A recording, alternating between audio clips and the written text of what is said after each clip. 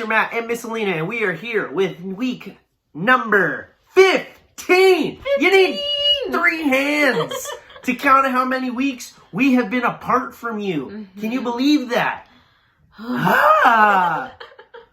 Sad. It is sad. We miss you guys. Gosh. But the show must go on. And so we're going to bring to you another amazing Bible story. Amazing, beautiful, wonderful, never been done before, because God is awesome.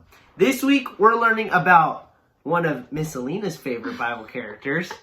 She's laughing because really, I mean, one of my favorite Bible characters. Mm-hmm. I feel like I say all these Bible stories that we talk about are always my favorite. And they really are, because that is how fun and awesome God is and how fun and awesome the Bible is. Mm-hmm. So, this week, we're learning about Gideon.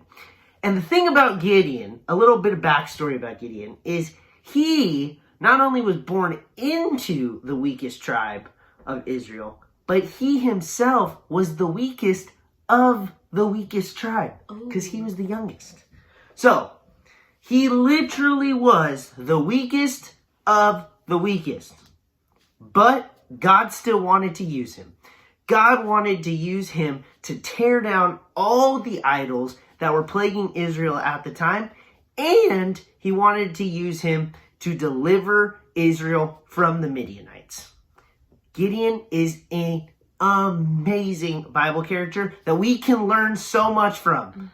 Mm-hmm. From the youngest person to the oldest person watching this video, we all have things to learn from Gideon in his story. We can't wait for you to watch it. Mm-hmm. We also have a Bible verse that we all need to learn. Yeah, hopefully you already have learned it. Hopefully you've learned it, and now it's just practice and getting it in old noggin. Yeah. But if you haven't, you still got 3 weeks to learn it. You have this week, you have next week, and then you have next week. Mm-hmm. But if you still need a refresher, Miss Alina's got you. All right, so once again, it is 1 John 1:9. First, yeah. And it goes like this. If we confess our sins, he is faithful and just to forgive us our sins and to cleanse us of all unrighteousness. So, you got it. You got the words. You got the hand motions. What's next?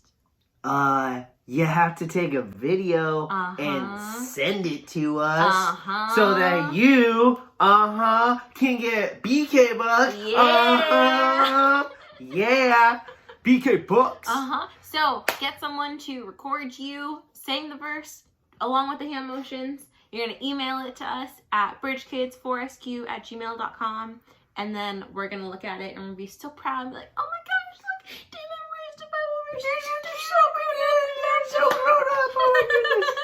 But yeah, actually, that's probably what we're going to do when we watch your video. And you'll have 2 BK bucks waiting for you when we get back to church. Yeah.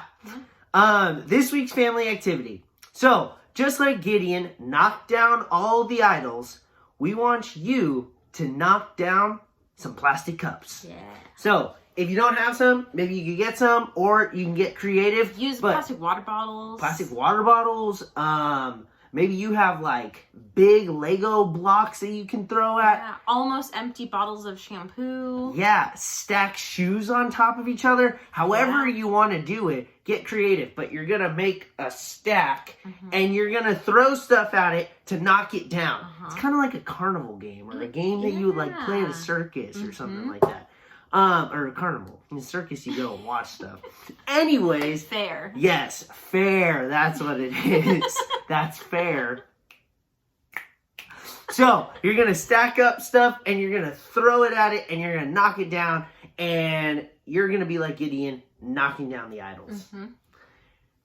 The last announcement that we have is we hope that every single one of you who participated in last week's VBS or SBS for Staycation Bible School at The Rock, we hope you had an amazing time. Yeah. Sadly, we were not able to be a part of it. I know. If you haven't noticed, we're not your age. Yeah, no, we're a little bit older. A little bit.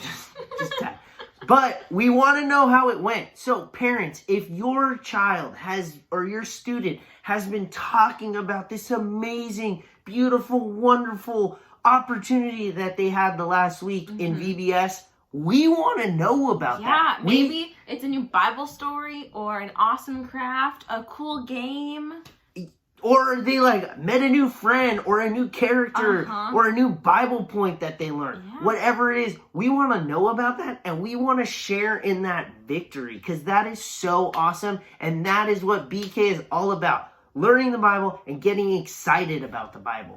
So if you guys had an amazing time at Vacation Bible School or Staycation Bible School, whatever you want to call it, that is awesome. We love you guys. We miss you so much. We are continuing to pray for you and pray that you guys have an amazing summer.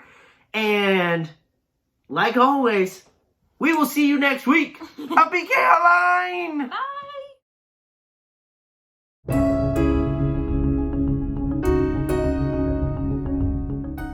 The Israelites once again did not obey God, so God allowed them to be ruled by their enemies, the Midianites. The Midianites were cruel to Israel. They took Israel's food and animals. The Israelites remembered how good life was when they loved and obeyed God. They cried out to God, "Save us!" The angel of the Lord came and sat under an oak tree. He appeared to a man named Gideon and said, "The Lord is with you, mighty warrior." Gideon was afraid. His family was the weakest family in his tribe, and he was the youngest son in the family. But the Lord had chosen Gideon to deliver the Israelites from the power of their enemy. The Lord assured Gideon, "I will be with you." When the time came to go to battle, Gideon blew a ram's horn. An army of men gathered behind Gideon, ready to fight. Gideon wanted a sign from God. He prayed, "I will put fleece on the ground. If the fleece is wet with dew, but the ground is dry, I will believe you will deliver Israel as you say." That is exactly what happened. The fleece was so wet that Gideon squeezed enough water out to fill a bowl. But Gideon asked for another sign. This time, the fleece was dry and the ground was wet. God told Gideon that he had too many people with him. Gideon sent home everyone who was afraid to fight. 10,000 men remained. "That's still too many," God said. God made a test for the people. All of them were to go to the river to drink the water. Anyone who knelt to drink water was sent home. But whoever lapped the water with his hand to his mouth stayed. 300 men remained. That night, Israel's armies carried torches, blew their trumpets, and shattered pitchers. They ran toward the camp of Midianites. Gideon and his army chased the Midianites, and they ran away. God gave Israel the victory. The Israelites said, "Gideon, you rescued us. Now we want you to be our king." Gideon said, "No, God will rule over you." But after Gideon died, the Israelites once again ignored God and forgot about him, who had delivered them from the power of their enemies. The Israelites cried out to God because they knew they could not save themselves. Even Gideon was not enough to save them. God used Gideon to help his people, but God fought the battle for them. The people needed someone who was mighty to save. Jesus Christ came to save us from sin because we cannot save ourselves. Only God, through Christ, can save us.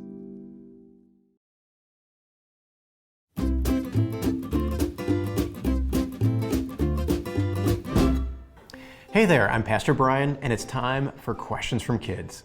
Mason from Clay Center, Kansas asks, My friends really like to play sports, but I'm just not good at them. I try really hard. Why doesn't God give me talent on the soccer field? Mason, that's a great question. I'm sure a lot of your friends probably wondered the same thing about different things. It may be sports or maybe artwork or singing. Many of us have something in our lives we wish we could do better, but we struggle to be able to do it. We're just not gifted or talented in that area. So here's the big idea though. We all have been gifted and talented by God in some area. He gives us, each of us individually, something where we're stronger in. And He wants us to use that for His glory, of course. So I know that there's probably another area in your life that you really do well in, and that's an area where you can just thrive and give Him glory in what you're doing. But now what about soccer, or an area you may not be as strong in? Well, God gives us those weaker areas in our lives as well, because He wants us to learn to depend on Him. We need to rely on Him and trust in Him, and also recognize that sometimes an area where we're weaker on, somebody else is stronger on, and we can see how God provides that person into our lives as well. It's kind of like Gideon in the story today. Gideon was a weaker man. He was afraid to do what God called him to do, but God gave him the ability so that everybody, Gideon and the Israelites and the Midianites and everyone, would see that God was the one at work, that God would be glorified.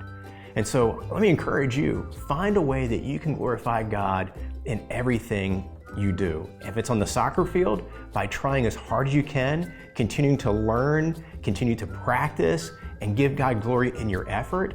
And whatever area you're really good at, give God glory by being humble in that area and pointing others to Him. So in what area are you weak and need to depend on God to help you?